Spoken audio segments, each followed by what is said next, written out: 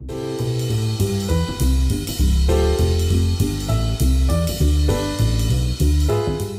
YouTube, Ben Ochart here. Thank you so much for tuning in. I had a very interesting problem, actually a good problem. I had two awesome fish that I needed to add to the tank behind me here.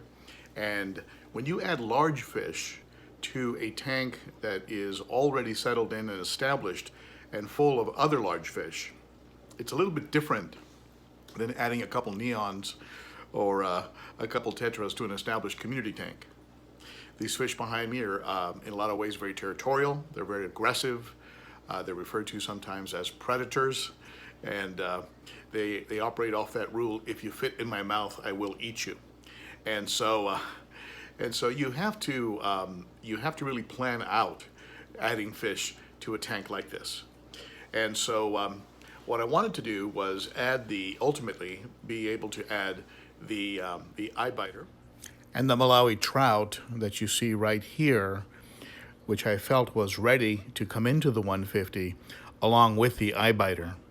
You know, there's a few ways you can add fish. You can float the bags and turn the lights out and then release them and hope that in the dark everyone just sort of chills and mellows out, and then when the lights come on, everybody just accepts the new fish. I thought about trying a technique like that where I added the fish in the dark, but the truth is that I hear a lot of activity.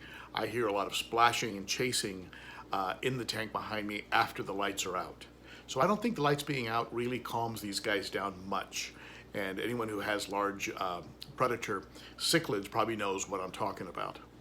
So the other approach I thought of was, well, let me scramble things up by removing the tank boss. That's the Venusis.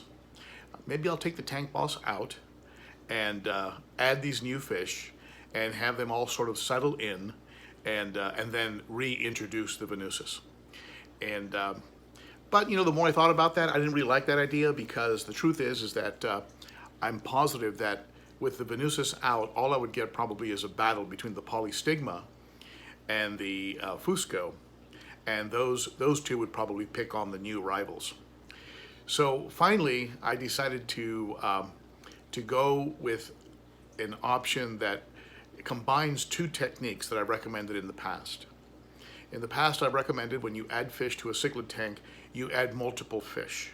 And what that does is it spreads the aggression around and doesn't allow a single fish to really get singled out and killed. And I also used the concept or the idea of confusion, creating confusion. And so territories and established domains, these things don't exist. So what I did is I changed around the decor in the tank, and then I added 4 fish. I added the eye biter, the Malawi trout, and I also added the Placidochromis sapphire and star sapphire, the Tanzania, and I also added the deepwater Electra, the Placidochromis deepwater Electra. Both of those fish, those two last fish, the star sapphire and the Electra, look pretty big in the 100. But the truth is that when I added them here to the 150, and they were next to, next to the Venusis or next to the very large Taiwan reef I have in there, they actually looked very, very small. So at any rate, I added all 4 of those fish. That created some chaos. Fish were chasing other fish. Fish were asserting who's boss and who isn't. And ultimately, everybody left the eye biter alone, maybe because of its size or odd shape. Maybe he didn't look like a threat too much to the other fish. And they ended up pretty much ignoring the trout, and I think, again, because of the unusual size or the unusual shape of that fish. When fish are very, very similar in size and color, that's when they tend to go at it with each other, at least with cichlids. However, with the deep water and with the star sapphire, the fish started chasing them around. In particular, the Placidochromis johnsoni, together with the Taiwan reef, they would work in tandem like a tag team and go after the deep water and then switch over to the star sapphire. So when you have bigger fish working in a tag team, they're going to end up killing. They're going to end up killing that fish or stressing it out to the point where it pretty much just, drops over and dies or dies from wounds or injuries. These fish, when they kill fish that are large, they don't eat them necessarily. They just kill them to just get them out of the pecking order, get them out of the competition. So at any rate, my advice to you is if you're going to add fish to a tank that has large fish in it, mix things up, add a fair number of them, and then stay very, very observant, stay very diligent. I did it on a Saturday morning on purpose so I could spend a lot of time watching what's going on.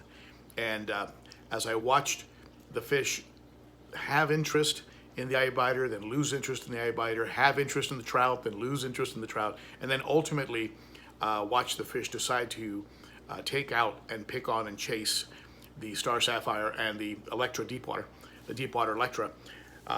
That finally settled it for me. I pulled those two out, put them back in the 100, where they're doing very well now and have calmed down after their little adventure, after their road trip, and the trout and the eye biter are now part of the tank behind me. So if I had to give you 3 tips for adding fish, it would be try adding them with lights out, and then leave the lights out, but stay within earshot so you can hear if something wild is going on. And also add a lot of fish, several fish, 4 to 6, and that way that spreads things around and it doesn't allow any one fish to get singled out and killed.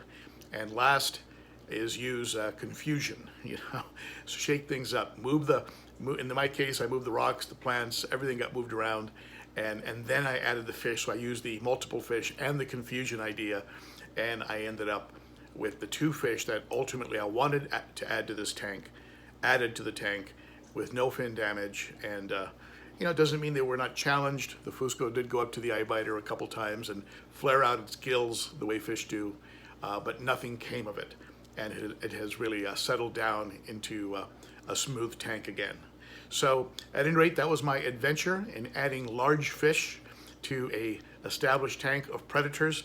I hope that that gives you a little guidance or help. If you need to add fish, I'll tell you, it was a little nerve-wracking, and it's very, very different from adding fish to a grow-out tank or like when I add fish to the 60-gallon, because these large fish, they can hit a fish, just hit it like on the side and incapacitate that fish, actually give it a deadly injury just with the amount of force that they can hit a fish with. So you have to really, really pay it close attention after you add fish to a tank that has fish this size. Anyone out there who has large fish, if you have any tips on how to add fish to an established tank full of large fish, please share it below in the comments. And please don't forget to rate and share and sub and all that good stuff. And I thank you for tuning in. That's it for me today. But before I end off, one thing, take a look at this awesome t-shirt. Lisa, my friends over at Super Cichlids, these guys are a top shelf, first class act. If you need some fish food, quality fish food and other items, look up Super Cichlids. Lisa and her family are setting up a new fish room.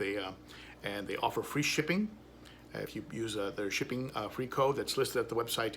And they are the sponsors of the monthly banner photo contest at the Ben.o.cichlid Facebook page.